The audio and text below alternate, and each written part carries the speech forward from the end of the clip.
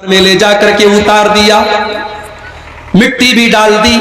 अब आप जब जाने लगे, अल्लाह के नबी फरमाते हैं कि अब मुर्दा तुम्हारे जूते की आवाज को भी सुन रहा है। अब फरिश्ते उसके पास आते हैं और फरिश्ते उससे 3 सवाल करते हैं। 3 सवाल। पहला सवाल, मन रब्बू का, तेरा रब कौन है।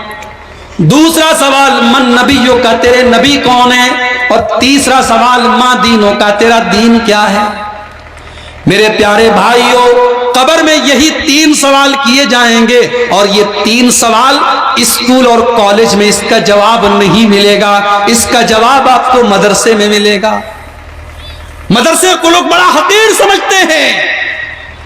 स्कूल कॉलेज का लड़का आया है, जिसकी पैंट पहने हुए, टी शर्ट पहने हुए है, दाढ़ी साफ करके आया है, लोग कहते हैं बड़ा स्मार्ट लड़का है, बड़ा हैंडसम लड़का है, देखो कितना मिस्टर लग रहा है, कितना हैंडसम लग रहा है, कितना जेंटलमैन लग रहा है। और मदरसे का बेचारा आया कुर्ता पायजामा पहन के, दाढ़ी रखे हुए, लोग कहते हैं मुल्ला जी आ गए। मुल्ला जी को हकीर समझते हो। अल्लाह की कसम, कब्र में जो 3 सवाल किए जाएंगे वो आपके सीबीएसई और आईसीएसई के बोर्ड में उसका जवाब मौजूद नहीं है, वो इंटर और हाई स्कूल के कोर्स में उसका जवाब मौजूद नहीं है, लेकिन हाँ, उसका जवाब मदरसे में जो किताबें पढ़ाई जा रही हैं उन किताबों के अंदर उस 3 सवाल का जवाब मौजूद है। इन मौलवियों को हकीर मत समझो मेरे भाइयों, इन मदरसों को हकीर मत समझो। इन मदरसों के पीछे बहुत सारे लोग हाथ धो करके पहले ही पड़े हुए हैं। कम से कम हम और आप तो इन मदरसों की कद्र कीमत को समझें। ये मदरसे जहां से कुरान और सुन्नत को पढ़ाया जा रहा है, इनका मकाम क्या है, इनका दर्जा क्या है, इसको अगर आप जानना चाहते तो 1400 साल पहले चल करके एक मदरसा मैं आपको दिखाता हूं। 1400 साल पहले मेरे नबी की मस्जिद में भी एक मदरसा चल रहा था। एक सवाल यह भी आया है, मौलवी साहब जमीन खरीदी गई मस्जिद के लिए, अब मदरसा बनाना चाहते हैं, बना सकते हैं कि नहीं? बिल्कुल बना सकते हो। मस्जिद के अंदर आप मदरसा चलाओ, लेकिन हाँ, अगर जमीन मस्जिद के लिए ली गई है और आप मस्जिद नहीं बना रहे हैं, उसके अंदर सिर्फ मदरसा चलेगा, ये सही नहीं है, ये गलत है। मस्जिद है, मस्जिद के साथ मदरसा भी चल रहा है। मेरे नबी की मस्जिद में मदरसा चल रहा था, कोई हर्ज की बात नहीं है। लेकिन जो जमीन मस्जिद के नाम पर वक्फ की जाए, जो जमीन मस्जिद के मकसद से खरीदी जाए, उस जमीन पर मस्जिद ही बनेगी। मस्जिद के साथ आप मदरसा बना लें, लाइब्रेरी बना लें, बच्चों का हॉस्टल बना लें, वो अलग बात है, लेकिन मस्जिद बहरहाल होनी चाहिए। अगर मस्जिद नहीं है, आपने सिर्फ मदरसा बना लिया, आपने कब्रिस्तान बना लिया, आपने लाइब्रेरी बना ली, ये गलत है, ये सही नहीं है। समझ रहे हैं बात? नबी की मस्जिद में मदरसा चल रहा है। कितने बच्चे पढ़ते हैं? 70 बच्चे। लॉकडाउन के दौरान जब चंदे नहीं आ रहे थे, रमजान में भी लोगों ने ज़कात नहीं निकाली, ये मदरसे कैसे चलते मेरे भाई? कितने मदरसे बंद हो गए। मदरसे वालों ने ताला लगा दिया, हमारे पास इंतजाम नहीं है बच्चों को खिलाने का, बच्चियों को खिलाने का, हम कहां से चलाए मदरसा? मदरसा चलाना 2022 में भी मुश्किल है और 1400 साल पहले भी मदरसा चलाना बहुत मुश्किल काम था। मेरे नबी के इस मदरसे में 70 स्टूडेंट रहते थे और ये 70 स्टूडेंट बेचारे इतने गरीब थे, इतने गरीब थे, इनके बदन पर एक जोड़ा कपड़ा भी नहीं होता था। ये ऐसा नहीं होता था कि कुर्ता भी पहने और लुंगी पहने, एक ही चादर, एक ही कपड़ा ये पहनते थे, वही कपड़ा उनका इजार भी बन जाता था और वही कपड़ा उनका कुर्ता भी बन जाता था। एक ही चादर में रहते थे नबी के ये स्टूडेंट, एक चादर में। कभी खाना मिला, कभी नहीं मिला, कभी खा लिया, कभी भूखे रह गए। नबी के मदरसे में पढ़ने वाले ये स्टूडेंट बेचारे बड़ी मुश्किलों से गुजारा करते थे। अल्लाह के नबी के पास जब कहीं से कोई तोहफा आता था, कोई खाने पीने की चीज आती थी, अल्लाह के नबी सवाल करते थे, तुमने जो ये सामान भेजा है, ये सदका का सामान है या हदिया है, तोहफा है? अगर सामने वाला कह देता कि अल्लाह के नबी ये सदका है, तो अल्लाह के नबी सदका में से नहीं खाते थे, وہ سارا کا سارا سامان اللہ کے نبی اپنے مدرسے کے ان طلبہ کو، ان اسٹوڈنٹس کو دے دیتے تھے۔ اور اگر سامنے والا کہتا تھا اے اللہ کے نبی یہ ایک جگ دودھ ہے، یہ ایک مٹکا دودھ ہے، یہ دودھ میں آپ کے لیے گفٹ کے طور پہ لایا ہوں، میں ہدیہ کے طور پر لایا ہوں، تو اللہ کے نبی اس میں سے تھوڑا سا پی لیتے تھے اور باقی اپنے اسٹوڈنٹ کو دے دیتے تھے۔ اتنی محبت کرتے تھے اللہ کے نبی اپنے مدرسے کے ان بچوں سے کہ ایک مرتبہ آپ کی بیٹی فاطمہ آپ کے پاس آئی۔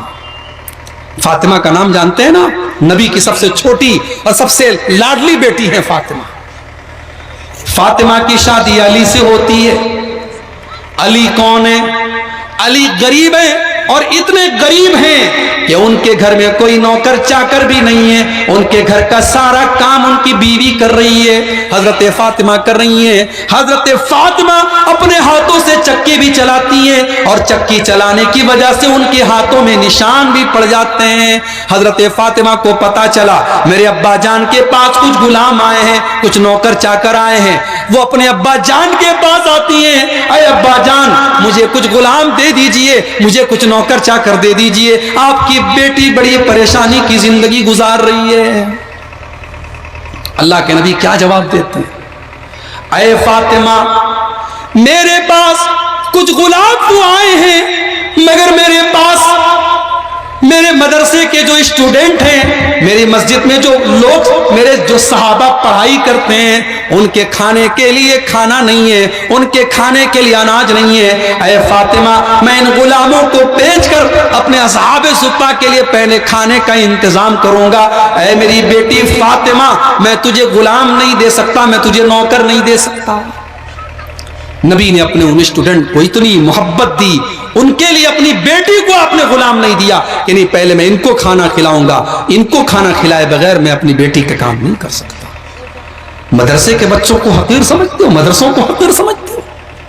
جب مدرسے کا ایک بچہ پڑھنے جاتا ہے، اللہ کے نبی کہتے ہیں وہ جنت کے راستے پر جاتا ہے۔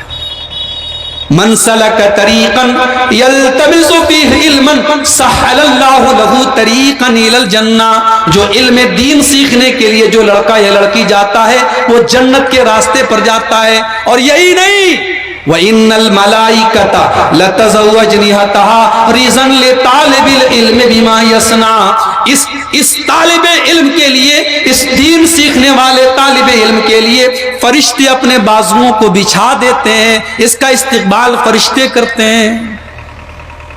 تو مدرسوں کو حقیر مت سمجھو میرے بھائی، دنیا کا سب سے بڑا کام ہے دین کو سیکھنا اور سکھانا، اور قبر میں جو 3 سوال کیے جائیں گے ان تینوں سوالوں کا جواب مدرسے میں ہی ملے گا۔ لہٰذا اپنے بچے کو آپ جتنی بھی تعلیم دلا دیں، لیکن جو بنیادی تعلیم ہے جو قبر میں 3 سوال کیا جائے گا، کم سے کم اپنے بچوں اور بچیوں کو اس لائق بناؤ کہ وہ ان تینوں سوالوں کا جواب قبر میں دے سکیں۔ اور ایک بڑے پوائنٹ کی بات آپ کو بتاؤں، مسکان خان کی میں اتنی تعریف کر رہا ہوں، اتنی تعریف کر رہا ہوں، مگر ایک برائی بھی کر رہا ہوں آپ کے سامنے مسکان نام کی اس لڑکی کی۔ مسکان کا ایک ویڈیو اور آیا ہے، اس کے گھر میں حیدرآباد کا کوئی آدمی اس کو مبارکباد دینے کے لیے گیا، اور اس نے اپنا ہاتھ بڑھایا، اور مسکان نے بھی اپنا ہاتھ بڑھایا، اور اس آدمی سے اس نے مصافحہ کیا۔ وہ آدمی 50-55 سال کا بوڑھا آدمی ہے، اس نے مسکان نام کی اس لڑکی سے ہاتھ ملایا، پھر اس کے کندھے پر ہاتھ رکھا اور کہا کہ بیٹی تو شیرنی ہے، تو نے ہمارا نام روشن کر دیا۔ اس کی تعریف کر رہا ہے، کبھی اس کے کندھے پر ہاتھ رکھ رہا ہے، کبھی اس کی کمر پر ہاتھ لگا رہا ہے، اور مسکان کو کوئی اعتراض نہیں۔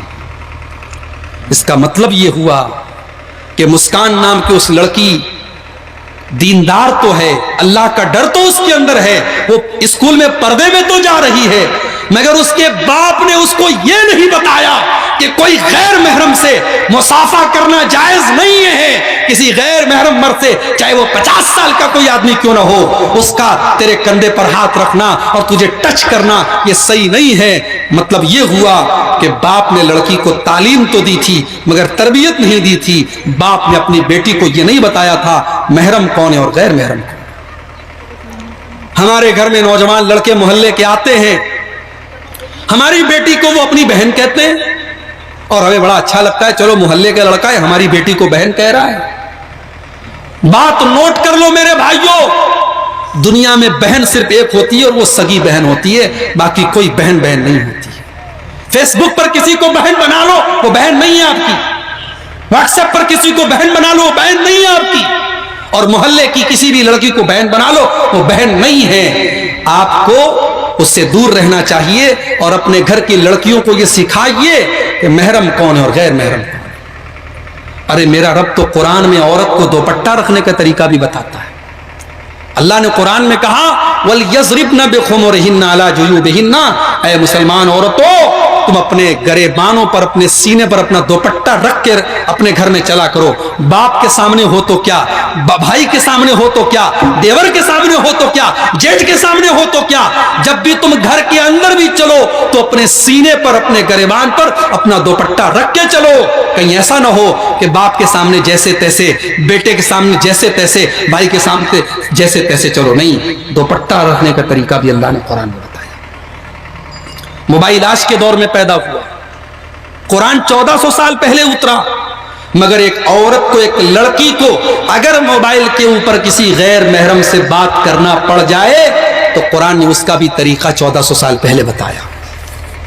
فَلَا تَخْضَعْنَ بِالْقَوْلِ فَيَطْمَعَ الَّذِي فِي قَلْبِهِ مَرَضٌ وَقُلْنَ قَوْلًا مَّعْرُوفًا. اے مسلمان عورتوں خبردار, اگر تمہارے موبائل کے اوپر کسی غیر مرد کا کال آ جائے تو تم نرمی کے ساتھ بات مت کرو, تم لچک کے ساتھ بات مت کرو, تمہاری آواز میں مٹھاس نہ ہو, کیونکہ اگر تمہاری آواز میں مٹھاس آئے گی تو سامنے والا پھر تم سے امید لگانے لگے گا, چکر چلانے لگے گا, اور پھر بات آگے بڑھے گی. تو پہلے ہی سختی سے بات کرو, کڑائی سے بات کرو, سامنے والے کو موقع مت دو.